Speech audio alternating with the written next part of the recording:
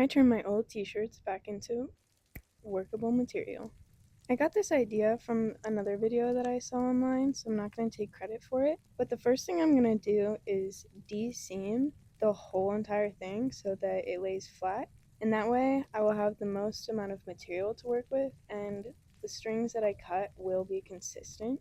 I'm using a tool to do this. I just got it in my sewing kit, and you have to do both the inside and outside of the shirt. So for reference, this is the shirt I'm using. It's a crop top, so it's really not that big, but you can see once I'm on the outside, things start opening up. The reason why I wanted to do this is because I have an unhealthy attachment to all of my clothes. So I really wanted to be able to reuse them in a way where I knew they would be valued and loved. This process creates a lot of lint and leaves a lot of just little strings everywhere. So if you're not into that, I wouldn't do this.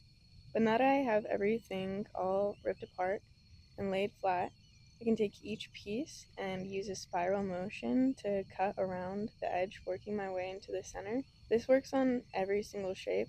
You just need to leave a fair amount for the corners. And then once we're done cutting everything out, I'll show you how to get rid of the excess and make it so that everything goes straight. I try and keep my cuts an inch or more because everything below an inch seems to get a lot weaker once you start using it and tensioning it. But here's me doing one of the front panels of the shirt, and you can see I just kind of work my way around and around, and I do leave a fair bit on the corner, but I go up a little bit so that once I pull it straight, it will kind of lay more naturally straight instead of having a big chunk that I get rid of. Peep my jewel in the background. I actually quit smoking since recording this.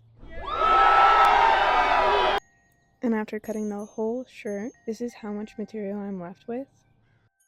To clean it all up and make it more like a yarn, I'm just using my rug, but you just need something that you can pull it through that will keep it kind of tensioned.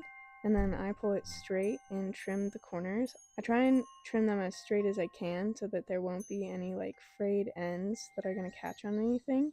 This process also frays the ends of the shirt and makes it more like a tube than a strip, giving it more of that yarn-like look. So you can see I have my pile of scraps, and I'm just rolling up the whole entire shirt. And now my old shirt is ready to be used in a new project.